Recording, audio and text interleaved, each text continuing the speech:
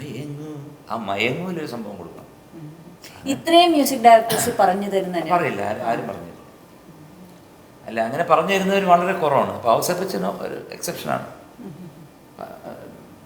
അങ്ങനെ ആരും പറയില്ല. ബട്ട് അവർ they will expect from the singer. ഒരു സിംഗറിനെ വിളിക്കുമ്പോൾ അവർ എക്സ്പെക്ട് ചെയ്യും. ഇപ്പോൾ ശ്രേയാ ഘോഷലിനെയാണ് വിളിക്കുന്നെങ്കിൽ, അല്ലെങ്കിൽ ദാസേട്ടനെയാണ്, ചിത്രയാണോ, സുജാതനെ വിളിക്കുന്നെങ്കിൽ അവർ എക്സ്പെക്ട് ചെയ്യും അവരിങ്ങനെ പാടും.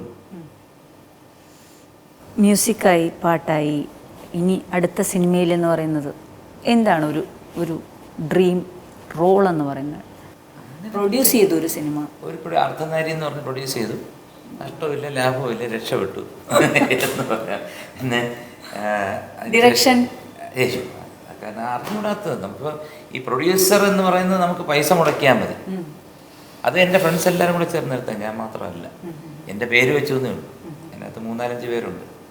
എൽദോ എന്നൊക്കെ പറഞ്ഞതിൻ്റെ ഒരു സുഹൃത്തൊക്കെ. അപ്പോൾ അത് എനിക്കിഷ്ടമുള്ളൊരു കാര്യമാണ്. ഞാനിപ്പം ഒരു പടം ചെയ്യാൻ വേണ്ടി സ്ക്രിപ്റ്റൊക്കെ എഴുതി വെച്ചു. പക്ഷെ മോഹൻലാലിൻ്റെ ഡേറ്റ് ഇല്ലാത്തതുകൊണ്ട് നമ്മളതിങ്ങനെ മാറിയിരിക്കുകയാണ്. സ്വാമിനാഥൻ എന്ന് പറഞ്ഞിട്ടൊരു നല്ലൊരു മ്യൂസിക്കൽ സബ്ജക്റ്റാണ്. പിന്നെ ഒരു കോമഡി ബേസ് ആയിട്ടൊരു സംഭവം ചെയ്യാൻ സ്ക്രിപ്റ്റ് എഴുതിക്കൊണ്ടിരിക്കുന്നു. എന്തെങ്കിലുമൊക്കെ ചെയ്യും, അത്രയേ ഉള്ളൂ. ചെയ്യണമല്ലോ. ഞാൻ പറയട്ടെ, നമ്മൾ ആക്റ്റീവ് ആയിരിക്കുക. ഇപ്പം ജയന്തി ചോദിക്കാത്ത വേറെ ഒരുപാട് കാര്യങ്ങൾ ഞാൻ വേറെ ചെയ്യുന്നുണ്ട്. ഞങ്ങൾ ഒരു ഹെയർ കെയർ ഓയിൽ ഇറക്കുന്നുണ്ട്. ഉടനെ തന്നെ വിപണിയിൽ വരും. ജൂൺ സിനിമയായിട്ട് ഇറക്കുന്നുണ്ട്. അതിൻ്റെ പേര് ശ്രീലേഖ. അത് ശരി. Sreelekha hair care oil. അത് ജൂലൈയിൽ ഞങ്ങളുടെ റിലീസ് ഉണ്ട്.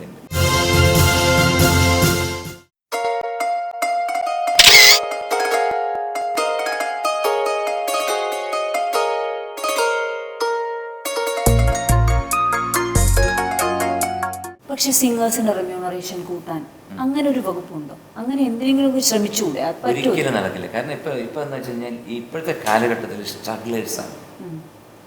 കാരണം ഞാൻ നേരത്തെ സൂചിപ്പിച്ച പോലെ ഇപ്പം ആരാണ് പാടുന്നത്, ആരാണ് സംഗീതം ചെയ്യുന്നതെന്നോ ആർക്കും അറിഞ്ഞൂടും.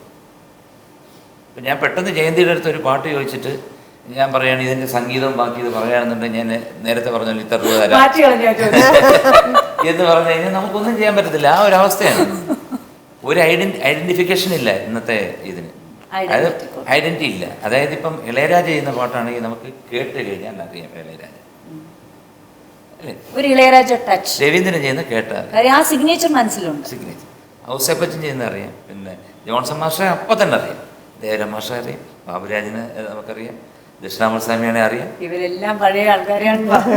അല്ല, ഞാൻ പറയുന്നത് ഓരോ ആൾക്കാരെ ഞാൻ പറയുന്നത്.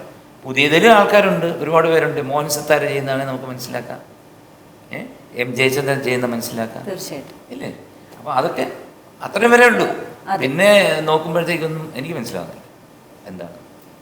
ഞാൻ ആരെയും മ്യൂസിക് ഡയറക്ടേഴ്സിന് പുതിയ ആൾക്കാരെ കുറ്റം പറയുന്നതല്ല. നിങ്ങളൊക്കെ വളർന്നു വരണമെങ്കിലും try to make an identity.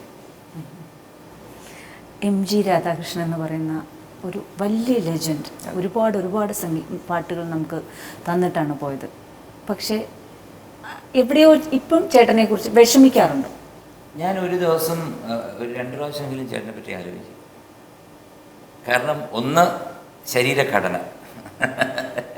കാരണം ഞാൻ പെട്ടെന്ന് എൻ്റെ ഈ കാലത്തെണ്ണീറ്റ് പല്ല് തേക്കാനൊക്കെ ഇങ്ങനെ പോകുമ്പോഴത്തേ എൻ്റെ കൈയൊക്കെ നോക്കുമ്പോൾ എൻ്റെ ചേട്ടൻ്റെ കൈ തന്നെയാണ് എൻ്റെ കൈ, ഒരു വ്യത്യാസമില്ല. അപ്പോൾ പെട്ടെന്ന് നമ്മൾ നാച്ചുറലായിട്ട് ചേട്ടനെ കൊടുക്കും. പക്ഷെ ഒന്ന് റിഗ്രറ്റ് ചെയ്യാറുണ്ട്, എൻ്റെ ചേട്ടനോട് സ്നേഹപൂർവ്വം ഞങ്ങൾക്കൊന്ന് അവസാന കാലങ്ങളിൽ ഒന്ന് ഹഗ് ചെയ്യാൻ പറ്റിയില്ലല്ലോ എന്ന് വിഷമിക്കാറുണ്ട്? ഇല്ല, ഞാൻ അവസാനം വരെ എൻ്റെ ചേട്ടൻ്റെ കൂടെ വളരെ അടുത്ത സുഹൃത്തുക്കളായിരുന്നു.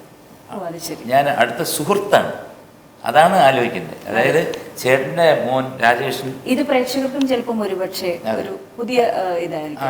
അടുത്ത സുഹൃത്താണ് എൻ്റെ ചേട്ടൻ. ഞങ്ങളെല്ലാ കാര്യങ്ങളും പറയുന്ന അടുത്ത സുഹൃത്താണ്. ബാക്കി ഫാമിലി ഞാനൊന്നും പറയുന്നില്ല, അടുത്ത സുഹൃത്താണ്. ഇപ്പോഴും എൻ്റെ ചേട്ടൻ്റെ മോൻ എന്നെ വിളിക്കാറുണ്ട്, രാജകൃഷ്ണൻ. അവൻ ഇന്നലെയും പറഞ്ഞ് അമേരിക്കയിൽ പോവാണ് എന്ന് പറഞ്ഞ് എനിക്ക് SMS ചെയ്തു. ഞാൻ പറഞ്ഞു ഓൾ ദ ബെസ്റ്റ് എന്ന് പറഞ്ഞു. അപ്പോൾ അവൻ എൻ്റെ അടുത്ത് പറഞ്ഞു, അവനെ തെറ്റിട്ട് ചേട്ടൻ ലാസ്റ്റ് സ്റ്റേജസിൽ എടാ ശ്രീകുട്ട ഇനി വാടാ എന്ന് അവനെ വിളിക്കുമായിരുന്നു, ചേട്ടൻ്റെ മോനെ. അപ്പോൾ എന്തുമാത്രം സ്നേഹം ഞങ്ങൾ തമ്മിൽ ഒരു ബോണ്ടിങ് ഉണ്ട്. പക്ഷെ അതിപ്പോൾ വെളിയിലെ ആൾക്കാർ പറഞ്ഞു വരുന്ന പല രീതി, അതൊന്നും അതൊന്നും എനിക്കൊന്നും പ്രശ്നമല്ല. ഞാൻ ചേട്ടൻ മരിക്കുന്നതിന് ഒരാഴ്ച മുമ്പാണ് ഞാൻ അമേരിക്കയിൽ പ്രോഗ്രാം ചെയ്തത്.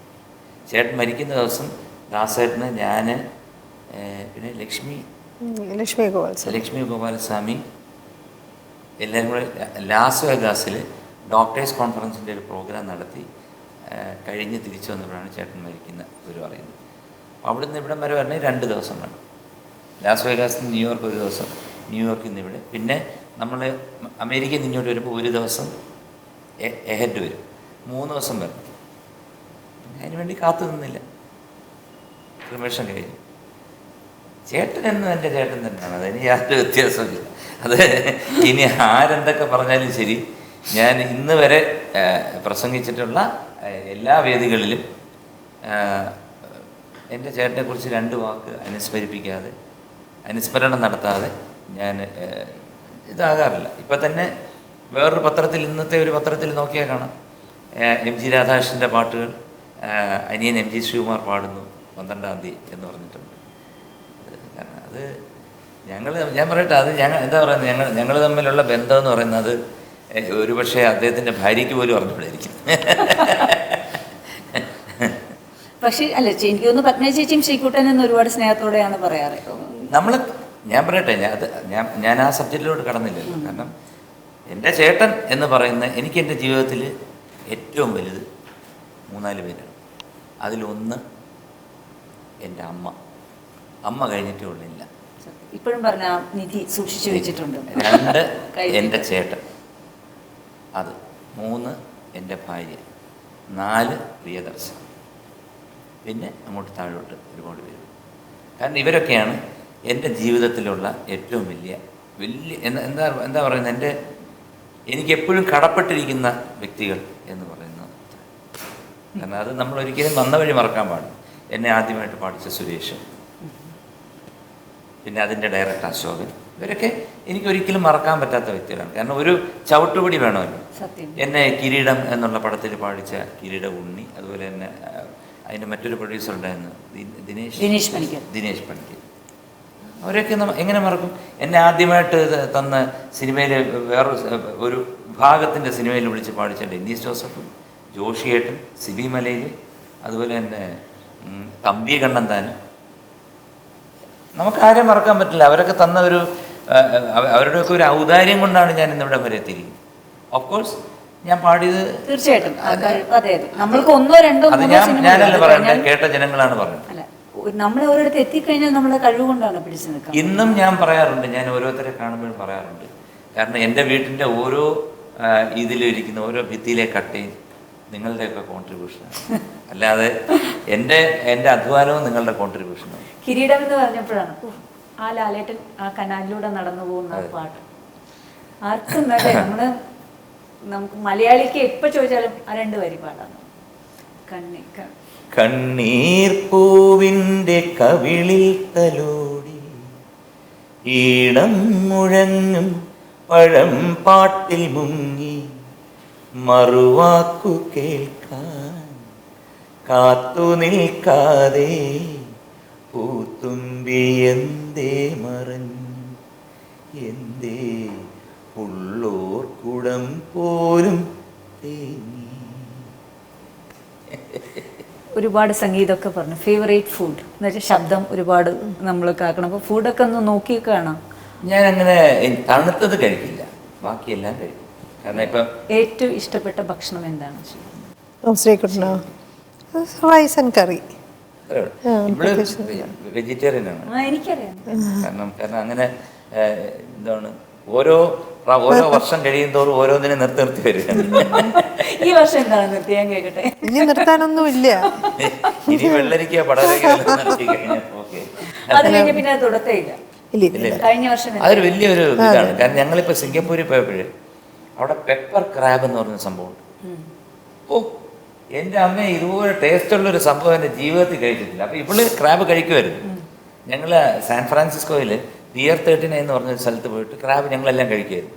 പക്ഷേ വെളിയിലിറങ്ങി വന്നപ്പോൾ ഈ ലോക്കൽ കടയുണ്ട്, അവിടെ ഈ ക്രാബിനെ കൊല്ലുന്ന വേറൊന്നുമില്ല, വലിയ ബോക്സിൽ ഈ ക്രാബ് വരും. വേറൊരു ഇതിനകത്ത് വലിയ അണ്ടാവിനകത്ത് ഈ വെള്ളം തിളപ്പിച്ചുകൊണ്ടിരിക്കും. ഇതിനെ എടുത്താൽ കൊണ്ട് എടുക്കും. ഇടുമ്പോൾ ഇതിൻ്റെ പ്രാണോപ്രാളം കൊണ്ട് ചാടുന്ന കണ്ടുകൊണ്ട് പുള്ളിക്കാരി അതങ്ങ് നിർത്തി, അങ്ങ് ഉപേക്ഷിച്ചു. ഒന്ന് വിഷു. പക്ഷെ ഇത് ഇത്തവണ വന്നപ്പോഴത്തേക്ക് എല്ലാവരും കഴിക്കുന്ന കണ്ടിട്ട് ആ ഒരു കപ്പാസിറ്റി ഞാൻ സമ്മതിച്ചു കൊടുത്തു. കാരണം പിടിച്ചിരിക്കുക അത് ശരിയാണ്. മനസ്സിലാകും വേണ്ടെന്ന് വെച്ചാൽ പിന്നെ ഫുഡെന്ന് പറയുന്നത് പിന്നെ അങ്ങനെ തോന്നാറില്ല. വേണ്ട കൂടുതൽ ദിവസങ്ങളിൽ ചില മിക്കവാറും എൻ്റെ ഒരു ഫുഡെന്ന് പറഞ്ഞാൽ ട്രിവാൻഡ്രത്ത് ഞാൻ തന്നെ ഉണ്ടായിരുന്നു. രാത്രി ഉച്ചയ്ക്കൊക്കെ ഇവിടെ ഉണ്ടാകും, 2 സെർവൻസ് ഉണ്ട്, എല്ലാവരും കുക്ക് ചെയ്യും. രാത്രി എൻ്റെ ഒരു പ്രിപ്പറേഷൻ അതെന്താണ്? അത് അതിനകത്ത് പിന്നെ എന്താ മസാലയില്ല, മുളകില്ല, ചുവന്ന മുളകില്ല, അങ്ങനത്തെ ഇതൊന്നുമില്ല. അല്ലാതെ ഒരു ട്രേഡ് സീക്രട്ടാണ്. പച്ചമുളക് മാത്രം ഉപയോഗിച്ചിട്ടുണ്ട്. കറി അത് കഴിക്കാനുള്ള ഭാഗ്യം കിട്ടിയിട്ടില്ല എനിക്ക്. അവള് കഴിക്കത്തില്ല. ഇല്ല, ഞാൻ കഴിക്കില്ലല്ലോ. അതെ, ഓ അതൊക്കെ ഉപേക്ഷിച്ചു. പിന്നെ ഒന്നും ചിക്കൻ കഴിക്കില്ല. ഒന്നും കഴിക്കില്ല. പക്ഷെ എൻ്റെ കൂട്ടുകാരെല്ലാവരും വരും വൈകുന്നേരം ആകുമ്പോൾ ഈ സ്പെഷ്യൽ ആ കഴിക്കാൻ. ചിക്കൻ സ്പെഷ്യലാണെന്ന് നമുക്ക് മനസ്സിലായി. സമയം പോയതേ അറിയില്ല. ഒരു ഇന്റർവ്യൂവിനപ്പുറം ഒരുപാട്, ഒരു സംഗീതയാത്ര, ഒരുപാട് വിശേഷം, വിഷു ഒരു ആഘോഷമായിരുന്നു. എന്നെ വിളിച്ചതിന് ഒരുപാട് നന്ദിയുണ്ട്. കേരള കൗമുദി എന്ന് പറയുന്ന ഈ സ്ഥാപനമായിട്ട് എനിക്ക് ഒരുപാട് പണ്ട് തൊട്ടേ ഒരുപാട് ബന്ധങ്ങളുണ്ട്. അപ്പോൾ ആദ്യമായിട്ടാണ് ഈ ചാനലിൽ ഞാൻ വന്നൊരു 2 വാക്ക് 2 വാക്കല്ല, ശരിക്കും പറഞ്ഞാൽ താങ്ക് യു സോ മച്ച്. ഒരു യാത്രയായിരുന്നു, ഒരു വിഷു വിശേഷമായാലും ഒരു ഇന്റർവ്യൂവിനപ്പുറം ചിലപ്പോൾ നമ്മൾ ഒരുപാട് അറിയുന്നുണ്ടായിരിക്കാം, ഒരുപാട് ആഘോഷിച്ച് വിശേഷം പങ്കിടലായിരുന്നു എനിക്ക് തോന്നിയത്. അപ്പോൾ എന്തായാലും ഒരുപാട് നന്ദിയുണ്ട് എന്നെ വിളിച്ചതിൽ. വീണ്ടും വീണ്ടും എന്തെങ്കിലുമൊക്കെ പ്രോഗ്രാം ഉണ്ടെങ്കിൽ വിളിക്കുക. തീർച്ചയായിട്ടും നമുക്ക് അസോസിയേറ്റ് ചെയ്യാം. കാരണം എനിക്ക് ഏറ്റവും സന്തോഷം ഇതിൻ്റെ ശീർഷഗാനം ചെയ്യുന്നു എന്ന് പറയുന്ന ഒരു കാര്യം. ONV sir thank you so much. Thank you very much.